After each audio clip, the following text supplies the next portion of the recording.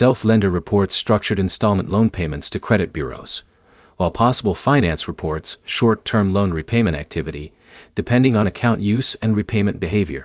By the end, you'll know how each one builds credit, how the reporting works differently, and which option is more useful depending on your credit situation. Start with Self-Lender. Self-Lender works like an installment loan product. You make fixed payments over time, and those payments get reported to credit bureaus. Now explain what that means. Installment loans add structured payment history to your credit file. That kind of history is important because it shows consistent repayment over a set schedule. Now move to Possible Finance. Possible Finance works more like a short-term loan app, DTE.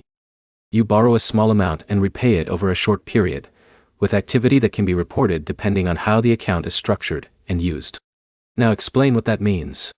Instead of long repayment schedules, the focus is on short cycles of borrowing and repayment. Now explain the core difference.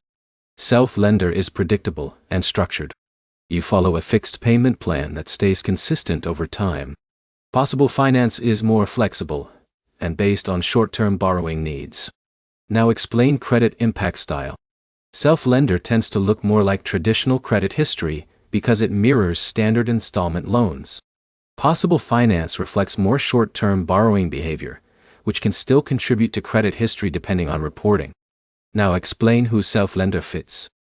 Self-Lender is better for people who want a stable, structured way to build credit using installment-style payments.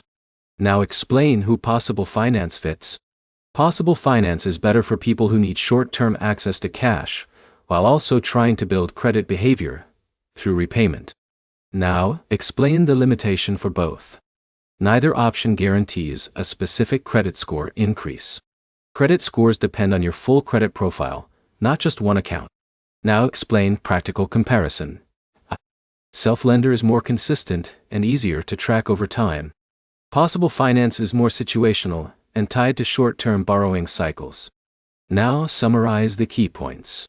Self-Lender builds credit through structured installment loan payments. Possible Finance builds credit through short-term borrowing and repayment activity.